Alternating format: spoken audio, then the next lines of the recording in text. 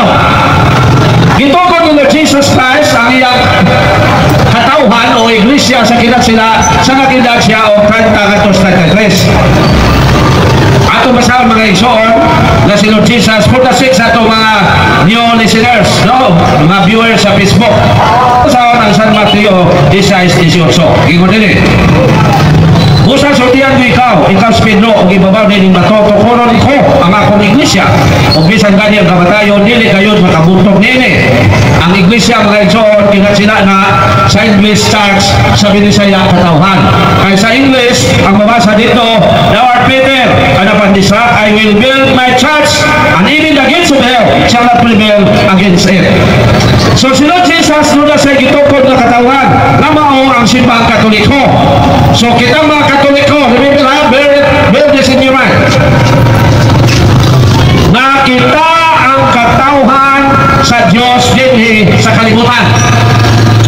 Dili ng Baptist, Methodist, Pentecostal, Iglesia ni Cristo Manalo, Sabatista, Budagin, o kuman pa. Dili na mao katawan sa Diyos din sa kalibutan. Ang katawan sa Diyos, mao ang simbahang Katoliko. Kitang mga Katoliko ang katawan sa Diyos. So ayaw mo padala sa mga mini na mga pagtutudlo. Ayaw mo padala sa mga pastor kay mini na mga pagtutudlo. So kung na'y pastor, nakadungog, pwede mo mangutana. Kay sakit mo na. Kung na'y mga non-Catholics, pwede mo mangutana. Kay sakit mo na. May soon, bulis pito pero pag-ingog, mga pastor, sa ilang pagkabagtutudlo, wag yun na sila, mini yun na sila. No? Sorry kayo sa mga pastor ha, kung na may pastor, basta pastor, mili na magtutudlo. Ayaw yun mo patuwa na. Ang tinod na magtutudlo, kana lagi mga pari sa Diyos. Ayaw ko na mga pari sa mga sikta, sa mga saglipay, mili maguna. Pari sa katawan sa Diyos na mga simbang Katoliko. Mauna ang mga magtutudlo sa Diyos. Now, so gito ko ni Lord Jesus ang iyang simbahan sa nag-edad sa 33. Pag-edad sa kalibutan ng 51, isugda ng sulat ang pulong sa Diyos, ang gitudlo ni Lord Jesus na mao ang New Testament. Nahumanong sulat ang New Testament tuig 100. Pag-edad sa kalibutan ng 107. Ang simbahan na gitukod ni Lord Jesus, may paila na sa ngalang Katolikos. A Greek word meaning universal. Now, ano ang Christian religion? May paila man sa ilang religion, Katolikos. Mga isuon ang Christian religion, may paila sa ilang religion being Katolikos, since mo na ang mando sa Diyos kanila, o mando ni Lord Jesus kanila. Ato masahan ang San Mateo 28:19. Gingon din Busa palakaw kamo atos na katawan sa tibuok kalibutan. Ug imo sila na akong mga tinunan. Ug bunyagi sila sa ngalan samahan sa Anak ug sa Espiritu Santo. So pag ingon ni Lord Jesus palakaw mo sa tibuok kalibutan ug isang may balita, ang Christian religion mitawag sa ilang religion og Katolikos. A Greek word mo na mga igsoon sa tuiga 107. Nga supakon lang tani mga pastor, nga mga mini, nga mga magtutudlo, nga magwali-wali, dili mo trubag o pangutana, mahadlo pangutana, unlike sa tinod na reliyon na mga Catholic Church, mudawat ang pangutana, bisa kinsay pangutana, mudawat ang bisa gunsay pangutana.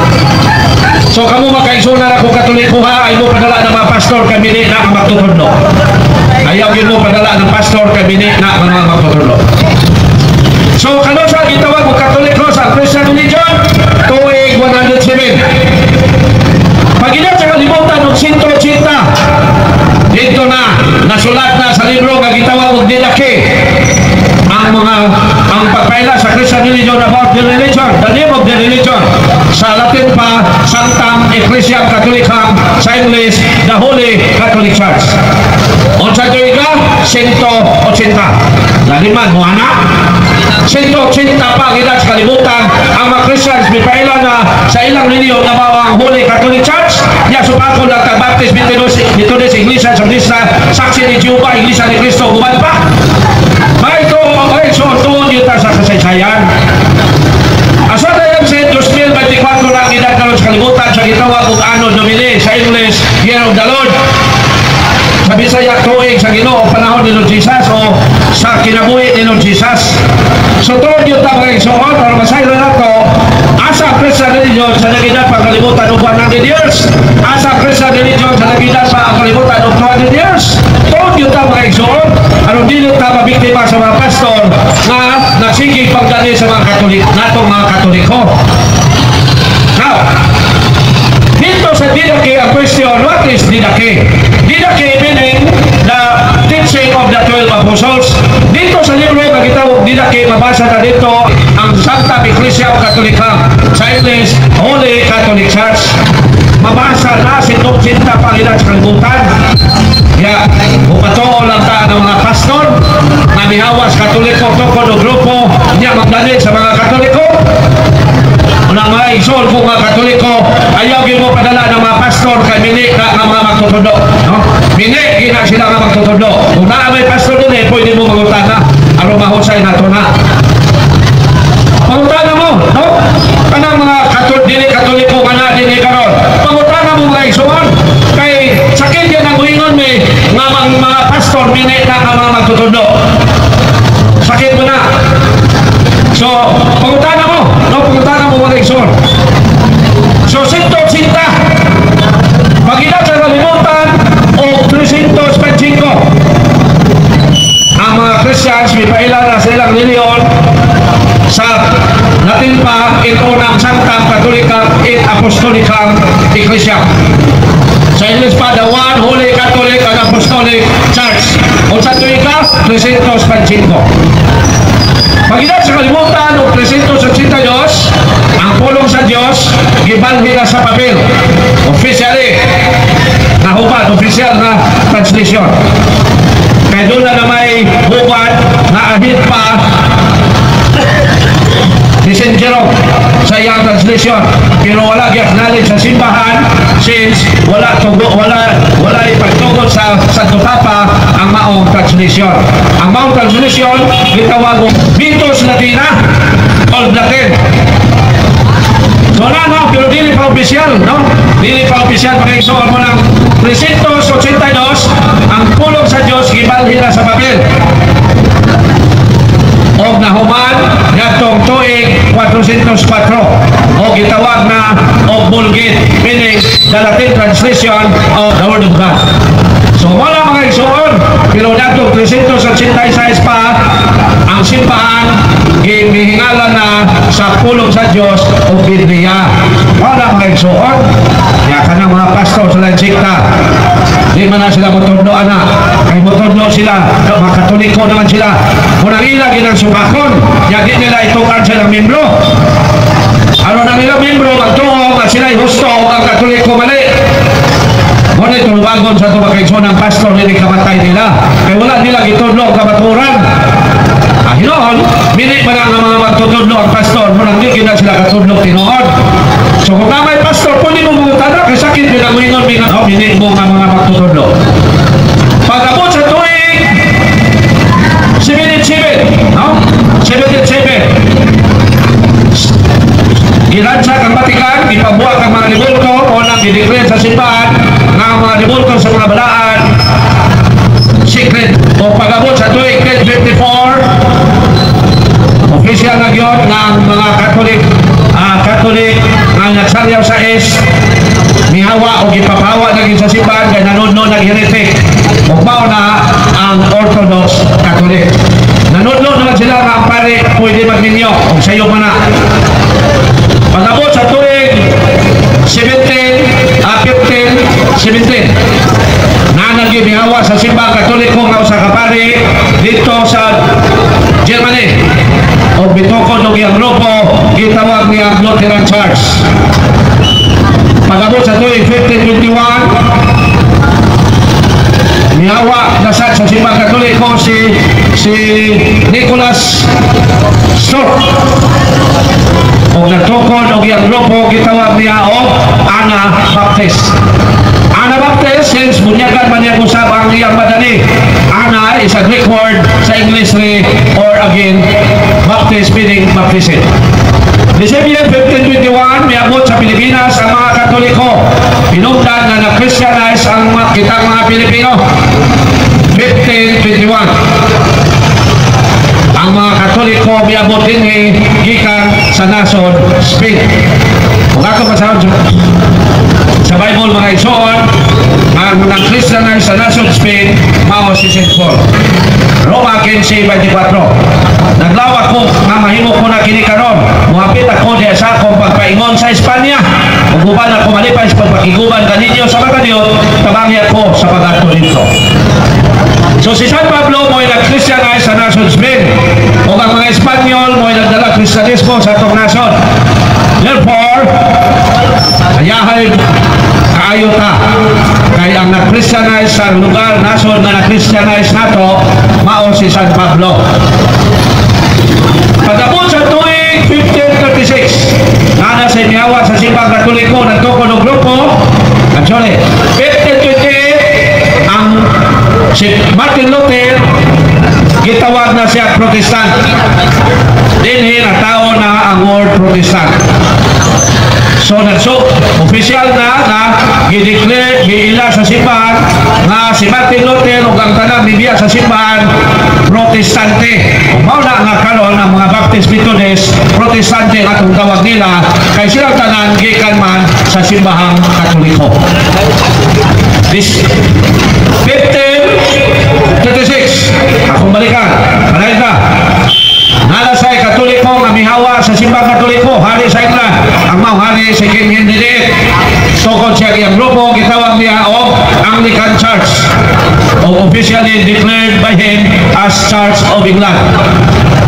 Pag-abot sa tuwing 1516, nalasay pari, bibya sa simbang Katoliko, nga po si John Knox. Tukod po siya grupo, gitawag niya o Presbyterian Church. Tuig 1609, bibuto na po dito sa Anglican ang bundok na gitawag o Baptist na tinukod ni John Smith. Tuig 1611, ang mga Protestante nakahimo na o ilang kogalingong hubad sa Biblia na iya sa simbahang Katoliko. Ngayon ko ang mga Katoliko nga na din ang mga Protestante wala na sila Biblia. Ang ilang Biblia version o translation lang gikan sa simbahang Katoliko. So ayaw mo patuo ang mga Protestante kay bili na ang mga pundok sa reliyon. Igo na silang may hubad sa Biblia na dili ilaha. Kaya tagias Biblia mo ang katawag sa Diyos nga nailan sa pagtawag ng simbahang Katoliko. So kung ngayon mo dili mo to, pwede mo mangutana, no? Pwede mo mangutana mga isor. So, the same year, 1560, no?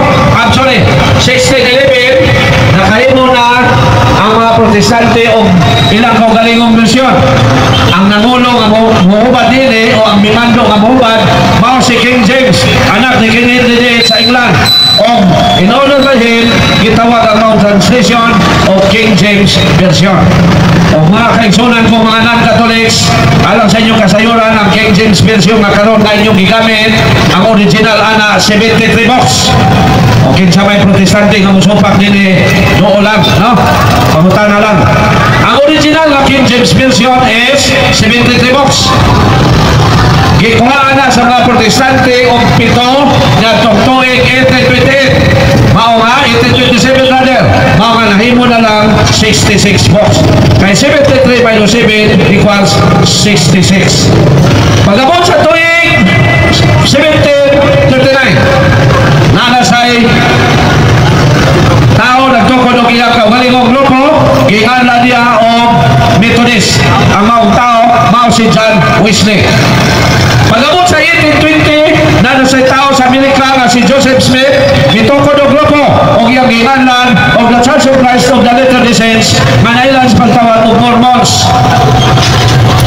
Ang Mormons mga igsuon tinukod ni Joseph Smith o si Joseph Smith 50 kamong asawa kay nagtudlo man siya og polygamy.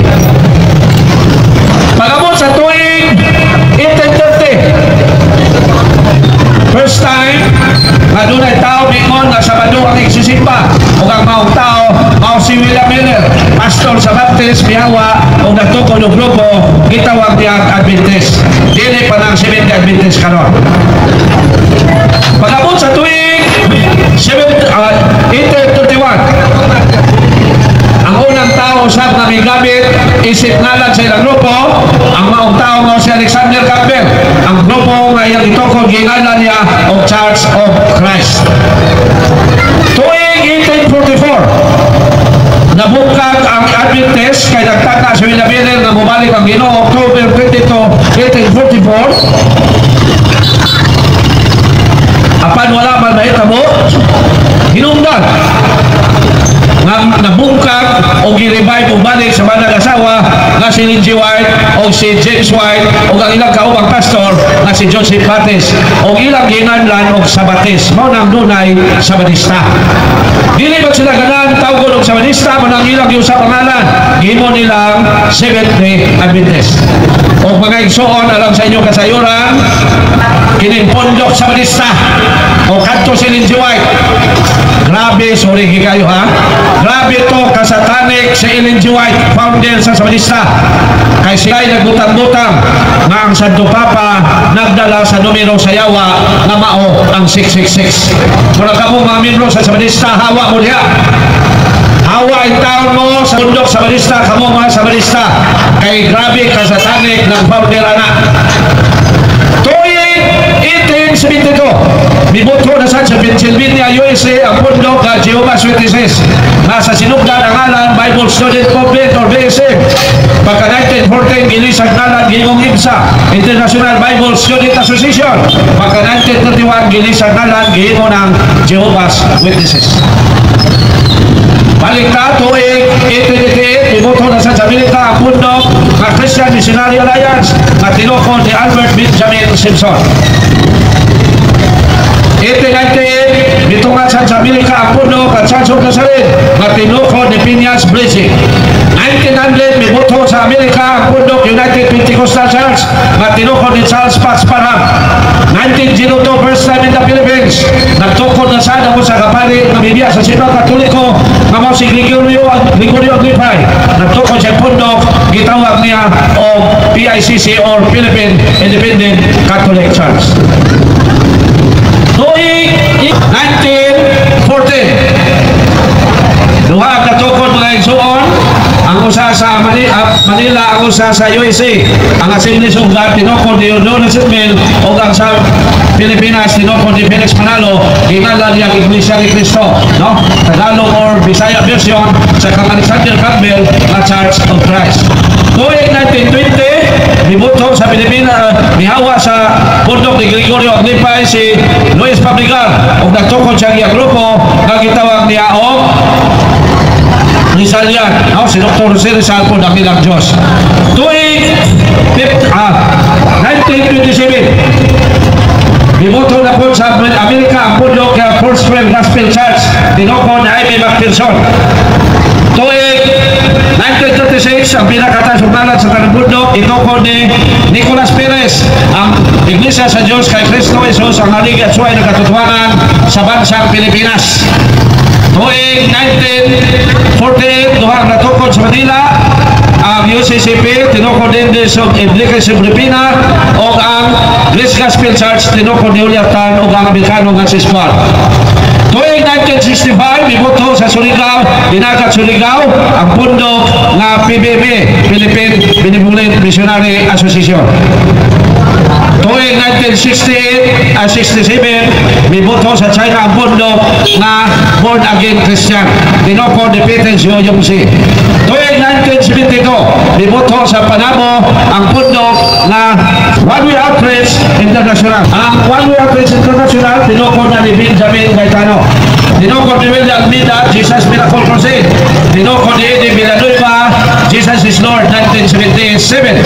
At 78, 1977 pa niya ay si Eli Soriano nagtukod ng grupo, gitawag niya o Church of God International na nailan sa iyang programa ang dating daan.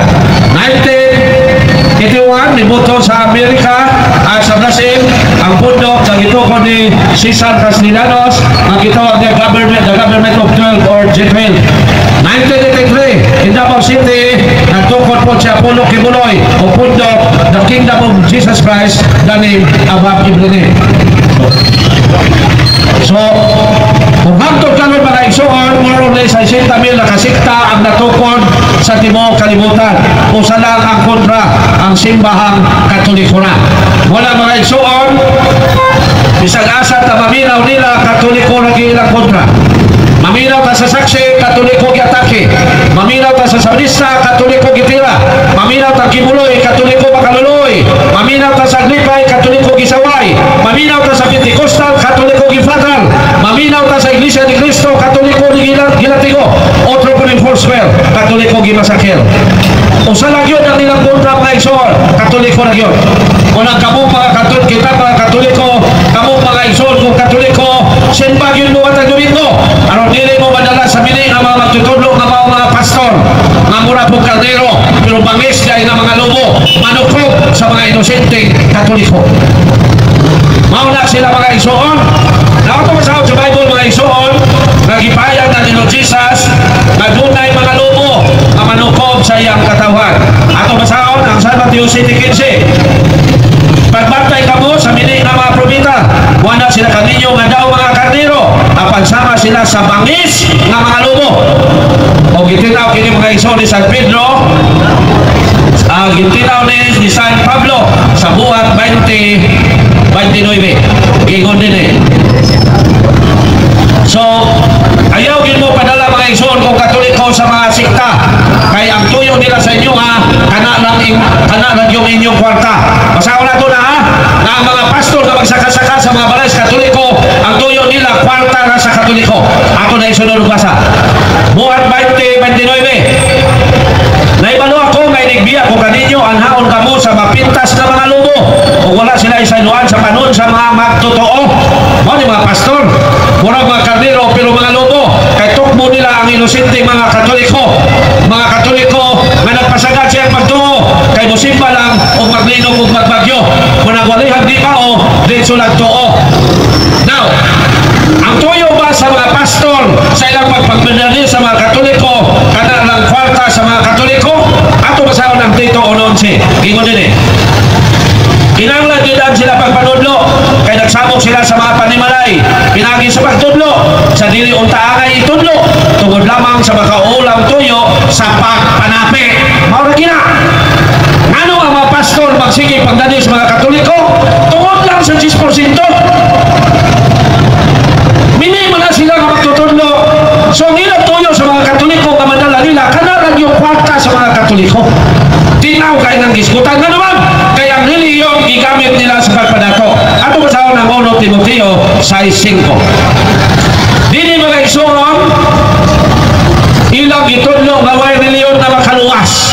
Ano lang tao, di na makita sa tinod nga reliyon, ano makapadayon sila pagpanglimbong. Ano sila madato gamit ang reliyon. May reliyon na makaluwas, pero ang reliyon gigamit sa pagpadato. Ato basaon, sumala na nila ha, kay sayo pa na nguingon nga way reliyon na makaluwas, satanik na. Botong sa nguingon nga way reliyon na makaluwas, satanik lang panguna-una niya. Muna mga igsoon. So ato basaon ha, 1 Timoteo 6:5. O wala'y uno nga panaglali sa mga tao nga dili makasabot, o wala na magbaton sa kamaturan. Naguna-una sila nga ang relihiyon o sa kapaagi sa pagpadato. Pero tigyo klaro ang mga igsoon nga ang relihiyon gigamit sa pagpadato. Mao ng mga pastor nagsigig pagdani sa mga Katoliko aron mubalhin sa ilang grupo, labi na Katoliko malay trabaho. So nagyon, pero hanap-hanap na kita mga pastor manapi lang na sa mga Katoliko nga ilang madala. Sakit, pero wag itabi mo, kinahanglan mag-iwali na to kabaturan. So ang reliyon gigamit sa pagpadato. Now, muingon dayon sila nga way reliyon na makaluwas aron ang tao di na mangita sa tinod nga reliyon. Imagine, muingon sila nga way reliyon na makaluwas, pero mangdadi sa Katoliko mabubalhin sa ilang grupo. Wala man kayo reliyon na makaluwas, nanong dadihon man nila ang Katoliko mabubalhin sa ilang grupo. Kung sa may tuyo nila, na di makaluwas ang reliyon. Kita niyo mga igsoon? Sinong Jesus doon ay gitukod nga reliyon? Unya igno nila nga way reliyon na makaluwas. Ako malikot, kung way reliyon na makaluwas, anong ang daniman sila sa mga Katoliko reliyon na makaluwas. Kita niyo, kinsa may pastor, doon daw dire. Oh, kinsa may non-Catholics, doon daw dire. Atong sayon, no? Unsa mo kamali. According ninyo, why reliyon na makaluwas? Pero ano magdaliman mo sa mga Katoliko? Nga mo palhin sa inyong kondok? Nawa ba kay reliyon na makaluwas? Tanawa sa di sila ka sa tali ko panguna-una. Now, tama ba ang ilang gingon na way reliyon na makaluwas? Ang tubag dire. Ang right term na mga igsoon, walay relihiyon na manluluwas. Careful sa tours, ha? Sa diferensya sa dua kapulong, ha? What is the difference between kansig, makaluwas, o Simeon? Maigsoon, lahi ang ipasabot sa makaluwas, lahi po ang ipasabot sa manluluwas. Kitang mga Christians makaluwas na, pero dili ta manluluwas. Si Lord Jesus makaluwas, o siya usab manluluwas. Mao na ibantayan na to. Now, makaluwas ba ang mga Christians? 1,000%. Ako walagwali. Maluwas na ako nga akong kaugalingon o ang namati na ako nga butuo sa akong giwali. Ato basahon ang 1 Timoteo 4:16. Makaluwas ba ko? Ang tubag, yes. 1 Timoteo 4:16. Gingon din eh. Bantayi ang imong kaugalingon. Ingon man ang imong pagpanudlo.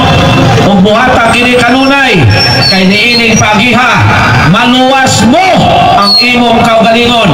Ug ang mamate kanimo. Ketik ranuhan. Tanawa na ng mga pastor sa kabinit. Walay reliyon nga makaluwas, pero ang gani. Unya naman lagi sa Bible. Nang sa tauhan sa Diyos, makaluwas sa iyang kaugalingon o makaluwas sa mamati kaniya. So, be careful sa diferensya between manluluwas o makaluwas. Grabe ka sa tani kung panguna-una ang mga pastor, no? Grabe yun mga igsoon. Muna ka mo mga Katoliko, ayaw yun magtuo sa mga pastor kay mini nga mga magtutulog.